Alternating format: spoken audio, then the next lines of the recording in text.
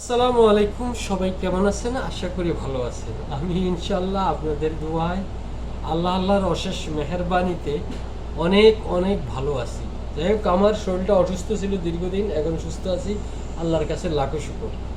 ওই পরম সৃষ্টিকর্তা দয়ালু আল্লাহর নামে শুরু করতেছি যে যিনি আমাকে সুস্থ রেখেছেন, ভালো রেখেছেন। ভাইয়া বলতে চাইছিলাম,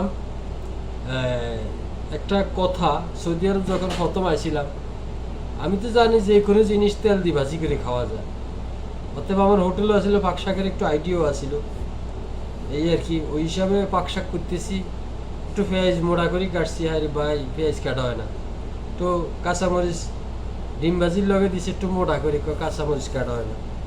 আরে ভাই একটু তরকারি রাঁধছি, কয় এটা তো লবণ হয় না, এটা ভাজি হয় না, এটা হয় সেটা হয় না, দোষ। যাই হোক, মানুষের যখন কিছুই থাকে না, শুধু তেলবাজি করিও হালকা করিও মানুষ কোনো রকম খাইয়া দিন বাঁচে।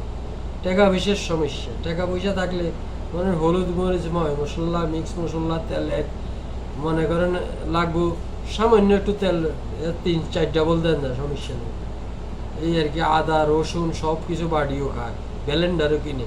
যখন টাকা পয়সা থাকে না, তখন একটু লবণ জুড়াইতে আর একটু তেল জুড়াইতে বহুত শাক পাড়ি জায়গা। যাই হোক, দুঃখের কথা কইলাম আর কি। যেটা করবেন এটাই দোষ, যেটা করবেন এটাই দোষ। আর না করলে আমরা বালা না, আর করলে তো রান্ধি বাড়ি খাওয়াই দিলে সৌদি আরব সবাই কাছে আপনি ভালো, আপনার মতো লোকে হয় না।